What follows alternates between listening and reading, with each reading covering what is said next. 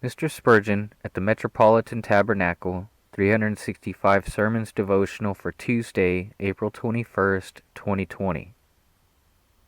Messengers Wanted.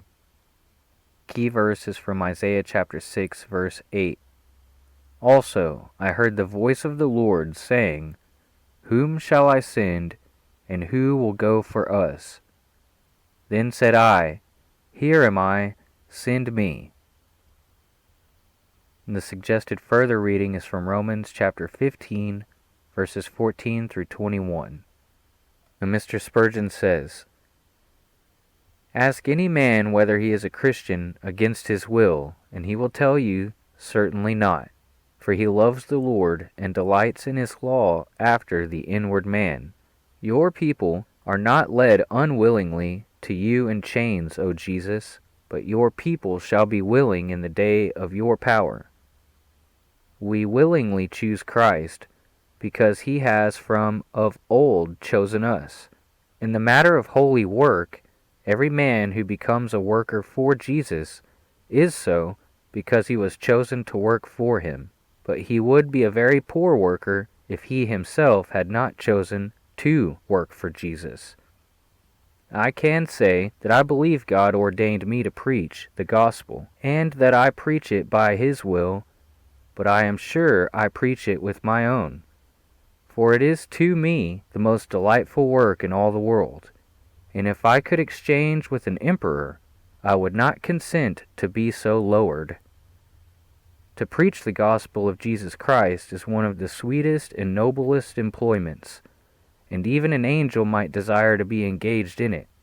The true worker for God must be impelled by divine election, but yet he must make and will make by divine grace his own election of his work. Here are the persons wanted. Are there not many such persons here who feel, God has chosen me to do something for him? Woe is unto me if I preach not the gospel. But who, on the other hand, can testify, I choose the work too, for Christ's sake, whether it be teaching in the Sunday school, or tract distributing, or talking to ones or twos, or whatever it may be, my God, I choose the vocation. Help me to follow it heartily, for it is my delight to do your will, O my God. Here is the divine side then. The man is chosen, but there is also the human side. The man is led to choose the engagement for himself.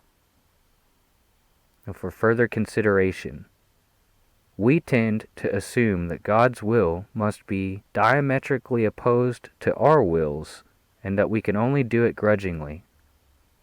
But God can so transform our thinking that his will becomes good and acceptable and perfect.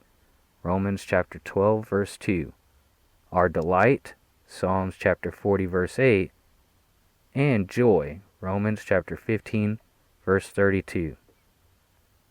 Taken from sermon number 687 on the 22nd of April, 1866.